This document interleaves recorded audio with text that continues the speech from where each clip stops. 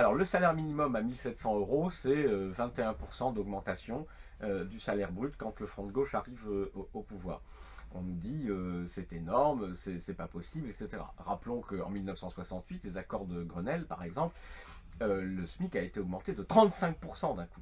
Voilà. Et ça n'a pas cassé la croissance, l'activité de l'économie française, ça n'a pas ruiné les entreprises, pas du tout. Il est vrai qu'elles étaient à l'époque dans un contexte de développement de l'activité de prospérité. On est dans un contexte de crise et de récession. C'est précisément pourquoi il ne faut jamais évaluer une mesure ponctuelle proposée par un programme indépendamment de l'ensemble de sa politique.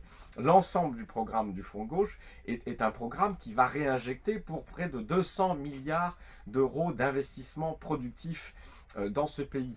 Et donc qui vont provoquer évidemment un redémarrage massif de l'activité de l'emploi. Dans ce contexte-là, le fait de distribuer entre 15 à 30 milliards d'euros de salaires supplémentaires dans l'économie, 15 à 30 milliards selon que les effets de répercussion des bas salaires sur les salaires juste au-dessus un peu en dessous de la moyenne seront importants ou pas, eh bien, il faut bien comprendre que ça n'est pas qu'un coût pour les entreprises, c'est en même temps un revenu immédiatement dépensé et donc il y a autant de chiffre d'affaires pour les entreprises et de débouchés.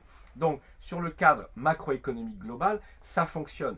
Supporter 20% d'augmentation de salaire dans une économie qui est à nouveau repartie dans un schéma de progrès de l'activité, c'est parfaitement supportable et au contraire même, je dirais, l'augmentation des salaires favorise ce mouvement. Il y a aujourd'hui tellement d'entreprises qui attendent qu'une chose, c'est que leur carnet de commandes soit plus gonflé. Comment le carnet de commandes va gonfler si on continue à réduire les revenus des gens? Donc c'est en augmentant les revenus qu'on fait repartir la machine. Cela dit, au niveau microéconomique, c'est-à-dire au niveau de l'entreprise particulière, il peut y avoir des difficultés pour les petites et moyennes entreprises. Les petites, vraiment, c'est-à-dire celles qui ont moins de 50 salariés, elles représentent à peu près 60% des salariés au SMIC.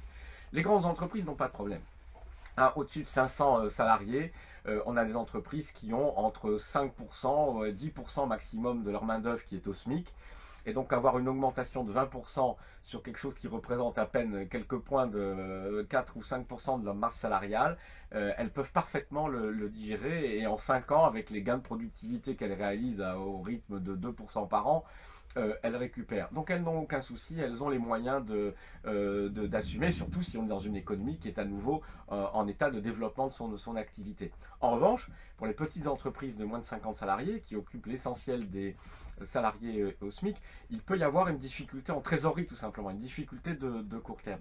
Alors évidemment, comme on est des gens sérieux, et qui sommes attentifs à cette question, nous le ferions de telle manière que cela ne coûte strictement rien pour ces petites et moyennes entreprises de moins de 50 salariés pendant un certain nombre d'années. Comment c'est possible? Comment on peut opérer un transfert, soit un transfert sous forme fiscale ou sociale, selon qu'elles ont des bénéfices imposables, selon le niveau de cotisation sociale qu'elles payent. Donc des formes d'aide à ces petites entreprises. Avec quels moyens? Ben, c'est pas compliqué, puisque nous supprimons l'essentiel des niches fiscales qui profitent aux grosses, aux grandes entreprises, aux actionnaires, aux dividendes.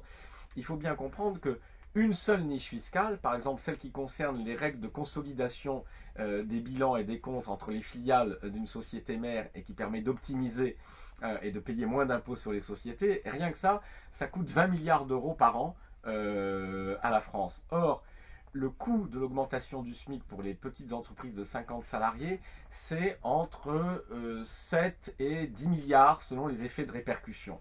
Eh bien, ça ne leur coûtera rien. Si ça coûte 10 milliards, si ça coûte 15 milliards, ces 15 milliards seront payés parce que nous récupérerons sur les niches fiscales, sur les grosses et les grandes entreprises. C'est la solidarité entre les grandes et les petites. Et donc, il y aura des mesures comme ça d'accompagnement. Pas éternel, parce qu'en réalité, même ces petites entreprises au bout de 5 ans, 6 ans, quand on sera dans une économie avec 3% ou 4% de développement de l'activité et de l'emploi par an, elles ne se poseront plus le problème du salaire. Elles seront en mesure de payer les salaires au niveau normal. Et elles en bénéficieront parce que le fait d'avoir des salariés mieux payés, plus motivés, moins stressés, moins absents, ça leur fait réaliser des économies considérables. Et puis le fait d'avoir une masse salariale qui a plus d'argent et donc qui va dépenser, qui va acheter les services que produisent les entreprises de services, ça profite à tous. Donc pour les petites et moyennes entreprises, ça ne coûtera rien, il n'y aura vraiment aucune difficulté, donc c'est la raison pour laquelle c'est parfaitement réaliste. Alors quand on nous dit évidemment, mais vous allez renchérir le coût du travail, donc on va être moins compétitif dans la compétition internationale, etc. D'abord il faut savoir qu'en termes de coût de travail, la France aujourd'hui, contrairement à ce qu'on dit, est à un niveau de compétitivité tout à fait acceptable en Europe. Elle est juste un peu, son coût unitaire du travail est juste un petit peu en dessous même de la moyenne de l'Union européenne. Pourquoi? Parce qu'on a le travail le plus productif du monde. Donc on a des marges. Et puis peu importe, parce que par ailleurs nous mettrons en place des mesures aussi de protection contre la concurrence déloyale, contre le dumping fiscal et environnemental, c'est-à-dire que nous ne sommes pas désarmés également pour nous protéger contre la concurrence déloyale.